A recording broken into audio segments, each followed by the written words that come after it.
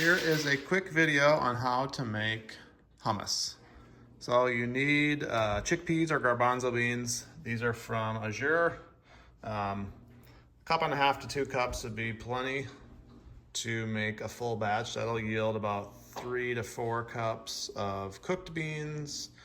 And you need a pressure cooker like this Instapot. Just put some water in. Maybe a third of the way full would be plenty. And I don't ever wash my beans. I know a lot of people do, but I don't. So dump them in. There we go. Go to beans. 20 minutes. That's probably a little too much.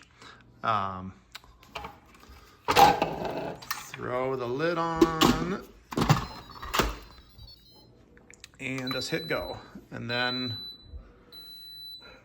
we are going to let it heat up and pressure cook for 18 minutes, and then we will cancel it and let it depressurize naturally.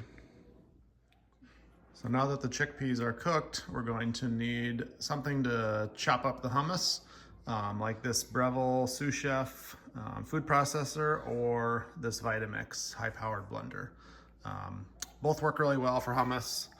But I just use the Vitamix because it's way easier to clean.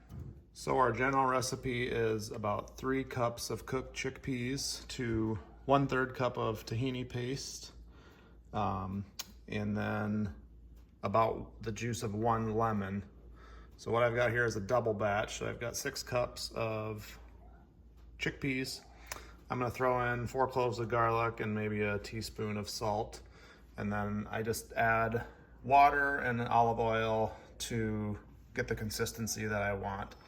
That might be, depending on how wet your chickpeas are, that might be somewhere between 1/8 of a cup of water. Some people use ice cubes even. And then just maybe a tablespoon or 2 or 3 of olive oil, depending on how you like your hummus. So I've got everything in the Vitamix blender here and ready to stir it up. Don't get too caught up on the proportions. If you have a little bit more or less of something, just go with it. You can also throw in some fire roasted tomatoes or fire roasted peppers to add different flavors rather than just a simple garlic. So we'll throw this on, make sure our lid is on, and just start chopping. And you may need to use your spatula and kind of tamp it down a little bit as you're working it in the blender.